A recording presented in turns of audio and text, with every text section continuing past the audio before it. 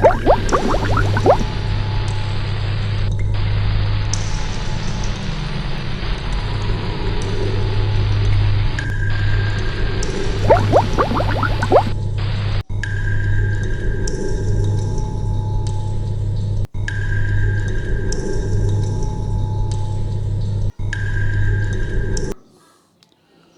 মনে করছো এটা মাগুর মাছ? নো, মাগুর মাছ কি আর চাইলেই পাওয়া যায় নাকি? এটা শিং মাছ। তো এই শিং মাছ জোগাড় করতে অনেক খাটনি হয়েছে। তো তোমরা মনে করতেছো আজকে মনে হয় লিঙ্কন ভাই মাগুর মাছের ঝোল বইটা রিভিউ করবে। নো, আজকে যে বইটা নিয়ে কথা বলবো সেটা হচ্ছে মৎস্য মারিব খাইব সুখে, সিদ্দিক আহমেদ ভাইয়ের রিসেন্ট বই, রিসেন্ট রিলিজ। এটা বাপুস আয়োজিত বিজয় বইমেলা ঠিক মাঝামাঝি সময় রিলিজ পাইছে আফসার ব্রাদার্স থেকে। তো এই বইটা নিয়ে অ্যান্টিসিপেশনে কোনো কমতি ছিল না এবং বইটা নিয়ে হাইপও যথেষ্ট ভালোই ছিল এবং অনেক রাইটাররাও ইনভলভ ছিলেন তাতে, কারণ পিছনে তাদের নাম লেখা আছে। তো বইটার ব্যাপারে আমার অ্যান্টিসিপেশন একটু বেশি ছিল, কারণ হচ্ছে যে সিদ্দিক আহমেদ ভাই এত দ্রুত সাধারণত বই আনেন না, কারণ গত বইমেলায় ওনার সফরনামা রিলিজ পাইছে। তো আবার বছর শেষে আমরা আরেকটা বই পেয়েছি, এটা এরকম আগে মনে হয় সিদ্দিক ভাই কখনোই করেন নাই। উনি যে কোনো একটা বই লিখতে অনেক সময় নেন। আমি রিসেন্টলি লাস্ট ওনার ধনুর্ধর আর 10 গ্রিপ রিভিউ করছিলাম, আপনারা সব অনেকেই দেখছেন হয়তোবা। তো যাই হোক, তো ডেফিনেটলি আমার প্রত্যাশার পারদ তুঙ্গে ছিল বইটা নিয়ে। বইটার প্রোডাকশন দারুণ হয়েছে, দুর্দান্ত হয়েছে। Afsar brothers they have outdone themselves.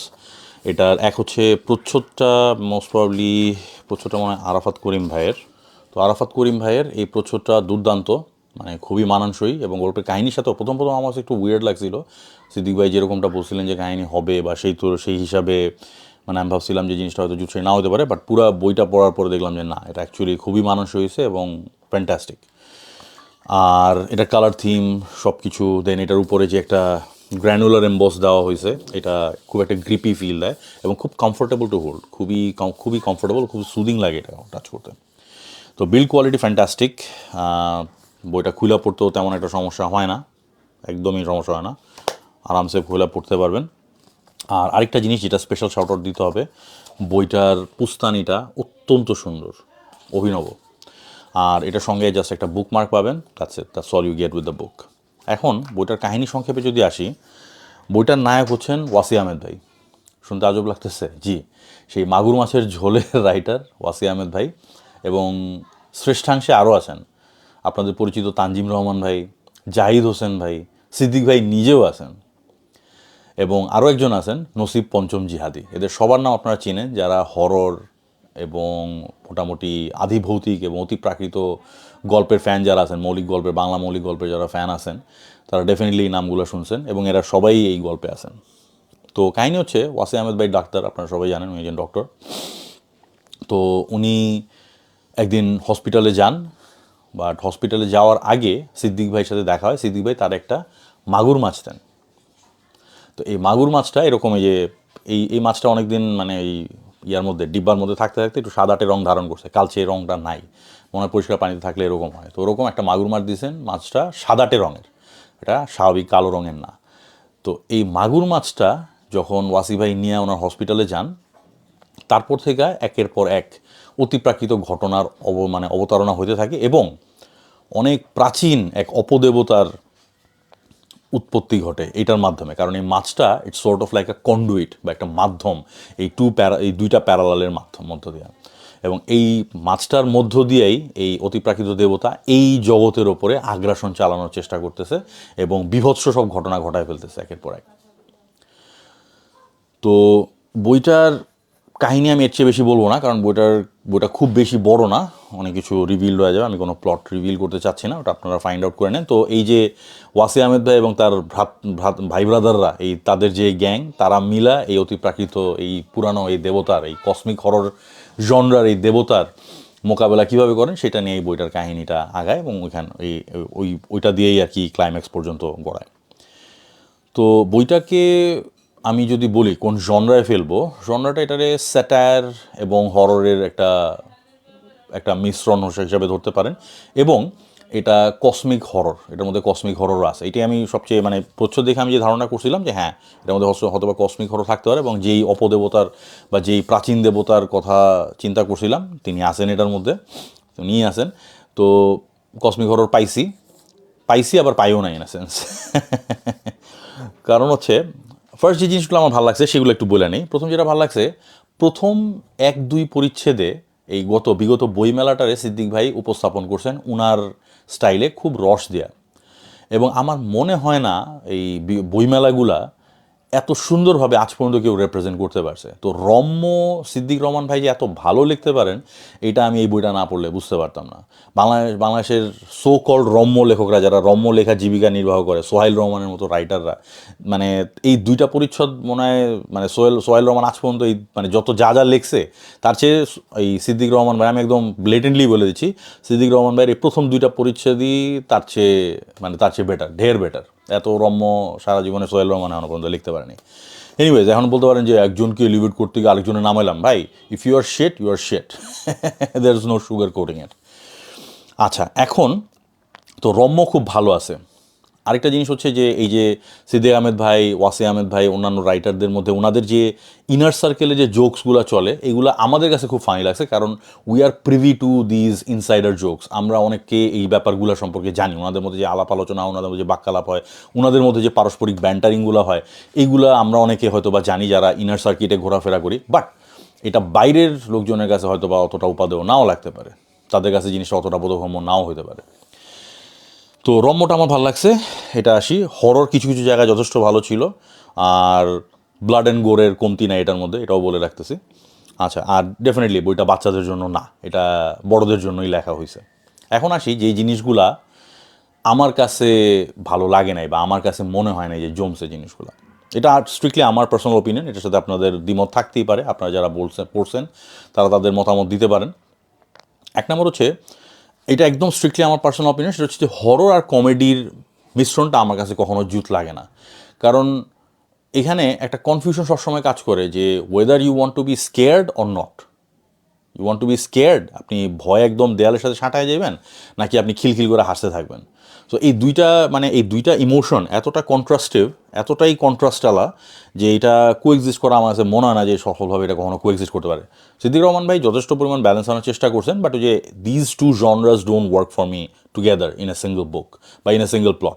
ওটা same goes for cinemas as well. Horror comedy আমার কাছে কখনো ভালো লাগে না, এটা 1 নাম্বার। 2 নাম্বার যেটা হচ্ছে যে, যেটা আমি বললাম যে ওনাদের মধ্যে কিছু, এইটার মধ্যে রম্য করতে গিয়া উনি ওনাদের যে লেখকদের যে সার্কেল, এখানে কিছু ইনার জোকস আছে, ইনার সার্কেলে কিছু জোকস আছে, এগুলো প্রয়োগ করছেন। এগুলো আমাদের কাছে খুব মজা লাগে ঠিকই, বাট এটা সর্বসাধারণের জন্য না। যারা এই ইনসাইডার জোকসগুলো সম্পর্কে বা এই ইনসাইটগুলো সম্পর্কে জানে না, তাদের কাছে এই জিনিসগুলো হয়তো অতটা জমবে না। 2 নাম্বার।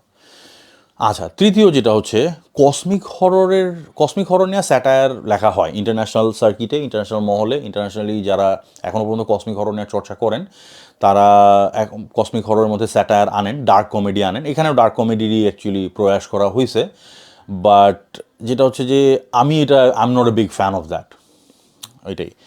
আর দেন হচ্ছে আরেকটা জিনিস, সেটা হচ্ছে যে বানান ভুল আছে, এবং খুব সিলি বানান ভুল আছে, আশ্চর্য ব্যাপার। মানে এটা সম্পাদনার ক্ষেত্রে এই জিনিসগুলো ঠিক করে নেওয়া উচিত ছিল।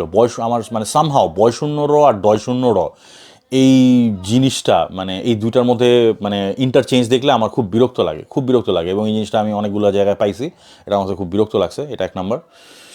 আর আরেকটা জিনিস, সবচেয়ে বড় আমার biggest gripe with this book this is not Siddique ভাই।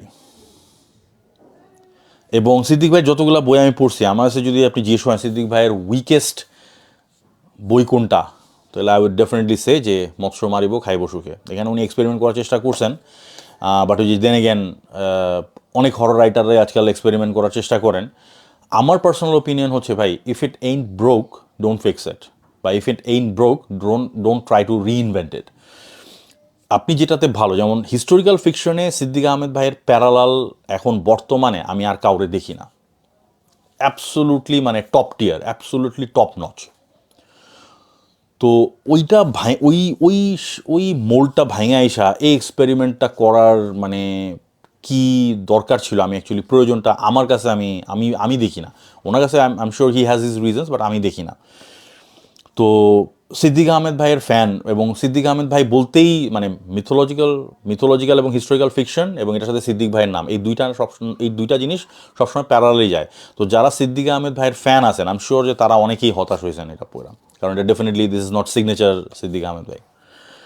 তো আমি অনেক সময় এইটা করি যে মানে এক হচ্ছে যে হরর, মৌলিক হরর আমরা এমনিই কম পাইতেছি, তার মধ্যে মৌলিক হরর ভালো ভালো রাইটার যারা আছেন এবং মৌলিক হরর হরর বা মৌলিক হিস্টোরিক্যাল ফিকশন রাইটার যারা আছেন তারাও যদি এইভাবে এক্সপেরিমেন্ট শুরু করেন তাহলে আমরা কিন্তু মৌলিক হরর এবং মৌলিক হিস্টোরিক্যাল ফিকশন এই দুইটা থেকেই বঞ্চিত হব।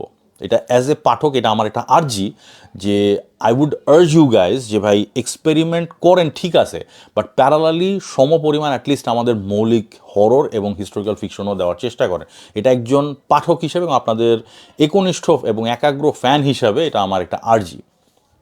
তো এই জিনিসটা আই এম শিওর যে এটা মনে হতেছে যে অনেক কুল, খুব হাইপে চলতেছে, অনেক কিছু অনেকের হয়তো ভালো লাগতেও পারে, বাট আমি অ্যাকচুয়ালি মানে এই সিদ্দিক আহমেদ ভাইয়ের সাথে আমি পরিচিত ছিলাম না এবং আই এম নট শিওর যে এই সিদ্দিক ভাইয়ের মানে এই সিদ্দিক ভাই এই ধরনের লেখা যদি আবার লেখেন আমি ফার্দার হয়তো পড়বো কিনা সেটার আমি কোনো গ্যারান্টি দিতে পারতেছি না।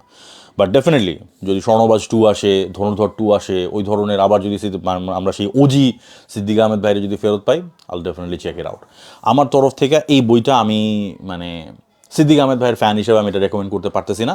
আপনি যদি স্যাটায়ার, ডার্ক কমেডি, কসমিক হররের মিশেলে কিছু ইন্টারেস্টিং এক্সপেরিমেন্টাল কিছু যদি আপনি উপভোগ করতে চান তাহলে ডেফিনেটলি পড়তে পারেন। সুখপাঠ্য অত্যন্ত, এক টানে আপনি পড়ে শেষ করে ফেলতে পারবেন, খুবই ঝরঝরে লেখা আর স্যাটায়ার ভরপুর আছে এবং ভালো পরিমাণে স্যাটায়ার আছে, যেটা আমি বললাম যে মানে বইমেলা উনি জাস্ট 2টা পরিচ্ছদে বইমেলার যেভাবে উনি এনক্যাপসুলেট করছেন, বইমেলার কোর এসেন্সটা যেভাবে এনক্যাপসুলেট করছেন রমের মাধ্যমে, আনহার্ড অফ, আনপ্যারালাল। তো এটা একমাত্র সিদ্দিক আহমেদ ভাই পক্ষে সম্ভব, কারণ উনি একদম অত্যন্ত হাই ক্যালিবারের একজন রাইটার। তো definitely I expect bigger and better things from him, but not this. তো এইটাই বলা ছিল এই বইটার ব্যাপারে। আই হোপ এটার ব্যাপারে আপনাদের অনেক দ্বিমত আছে, আপনাদের দ্বিমত আপনাদের কাছেই রাখেন। I don't want any of it, আমি জাস্ট আমার অপিনিয়নটা জানাইলাম, বাদ বাকি আপনাদের ব্যাপার, আপনাদের চিন্তা ভাবনার ব্যাপার। Thank you very much.